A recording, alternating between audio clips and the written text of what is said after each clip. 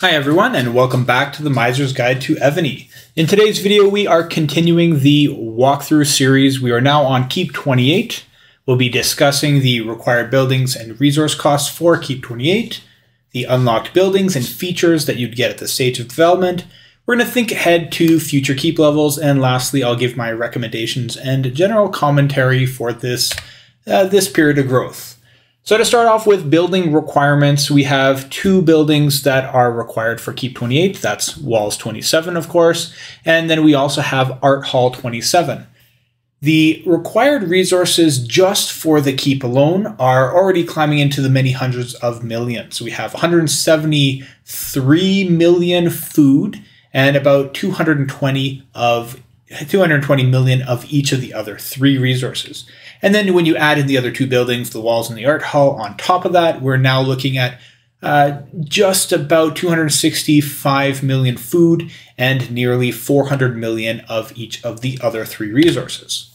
The unlocked buildings and features at this stage are not too much to talk about. There's not a whole lot going on. There will be a lot more coming up, but really this is just the preliminary stuff to what used to be the end of the game. So it used to be 30 was the end of the game, and then 35, and now 40. So there's going to be a lot coming up very soon, but not just yet. Let's think ahead to some of the future keep levels. We have Research Factory 28. That is going to be a requirement for Keep 29. And remember that little asterisk means that there's some other hidden requirement. In this case, to get Research Factory to level 28, you also have to have your hospitals to 28 as well. And then Academy 29 is going to be a requirement for Keep 30. That's going to be a pretty big one. We have Rally Spot 31 with more asterisks there. And that's a requirement for Keep 32, which the asterisks in this case mean that you're going to need your army camp to be at level 31 for your Rally Spot to become 31 as well. And lastly on the list here, we have Art Hall 32. That's going to be a requirement for Keep 33. You're going to see a repeated cycle of Research Factory, Art Hall, Rally Spot for just a little while here as we get further and further towards Keep 25. Okay, the recommendations and commentary section. So I've talked about this kind of offhand in some of the other videos. There are some buildings that, even though they are not specific requirements for upgrading your keep, and we generally want to stick to those requirements, there are a few that you do want to build anyway. Academy, yes, it is a requirement for Keep 30, but really I recommend that every level you max out your Academy's level. And the reason that you do that is because it will unlock new tiers of research as you go. And some of the most important ones are the ones that increase your research speed and your building speed. So to invest some time into getting that research done is actually going to improve the speed at which you are growing. Tavern is another one. You, at least until level 30, you want to keep getting that Tavern level up, because at 30, number one, you're going to be wanting to use it to get a lot of good generals really quickly. But also, as you increase that, you're getting your refreshes in the Tavern every few hours, and there's a higher probability of getting a good general in that refresh if you have a higher Tavern level. Other than that, there's a few other buildings that are, they're important to do, and they do help you out. Like the Shrine will make it so that when you're doing offering, you have you're getting more out of your offering. And there's other things that are useful, but the Tavern and the Academy, I would say definitely everybody should be doing if they are following this guide. And lastly, the most important one I left to last here, you definitely want to start working on those in-city resource tiles. And I mean like your mine, your farm, your quarry. You want to be increasing those so that your production goes up. I'm not saying that you go nuts and you start maxing them all immediately, because we're still doing the no bubble growth strategy. So you don't need a bubble if you don't have military. But it works that way also because we don't have a high enough production that people will be able to steal our resources. But if you go and just start doing all of the resource tiles all at once and you don't take your time, then you're going to be producing too much. You're going to have to start bubbling. So you do want to start working on them, but don't rush to the end.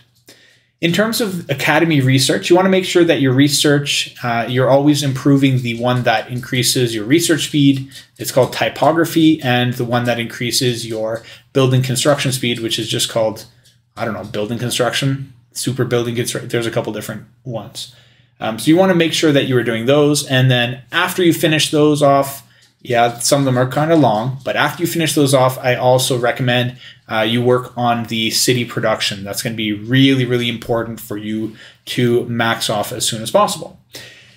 And around this point is where, if you're in an active alliance and you're doing a lot of bosses and stuff and you're able to get enough speed ups, this is probably the point where your production is going to overtake your spending. Wow, I'm watching myself here doing this puzzle and failing miserably. It's kind of interesting. So if your production is getting to the point where you are producing too quickly and you can't spend fast enough because maybe you're lacking the speed ups or something like that, then it's time to bubble. It's time to bubble, and it's time to just start collecting them and working on, as soon as you bubble, as soon as you decide, I'm going to start bubbling permanently, then you're going to want to work on your in-city production as your primary focus. Because now with the safety of the bubble, nobody can steal those resources, and you are going to want to accumulate as many as possible because the building costs are going to grow astronomically very, very soon. So you want to set a consistent bubble routine. I recommend if you are not doing a whole lot of PvP and stuff, which is the case if you're following this guide, then do 3-day bubbles, even though it costs 2,500 gems. Do 3-day bubbles and set it so that it's like the same time every 3 days. What I used to do, I don't do it the same way because I'm a little lazy now, but what I used to do is when I would set a new 3-day bubble, I would also set a 71-hour timer so that it would ring 1 hour before my bubble was going to drop. That would give me time to get set up and make sure that I'm ready to bubble again. And that way I was very consistent with my bubble, and I don't think I didn't drop protection in, I don't know, 3 years. I was completely consistent, and that's probably the most important aspect of this game, is to have a very consistent bubble routine. It only takes one missed bubble for you to lose everything. So make sure that that is a priority and you do everything that you can to have a consistent bubble routine. Okay, other than that, at this stage, it's really important that you start to focus heavily on your in-city production, which I've already talked about.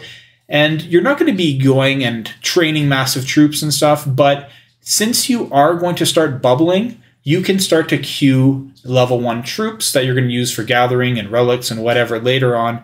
You can just throw them in and let them cook, and then when they're trained, collect them and just keep that cycle going. Don't speed it up. Just let it happen naturally. You're not going to get a whole lot real quick, but it will give you a head start on the training process that we're going to look at when we get into the 30s. All right. That's about it for this one. Thank you for supporting the channel by being a subscriber. And if you are a channel member as well, that is greatly appreciated. And thank you, of course, for watching the video, and I will see you in future ones.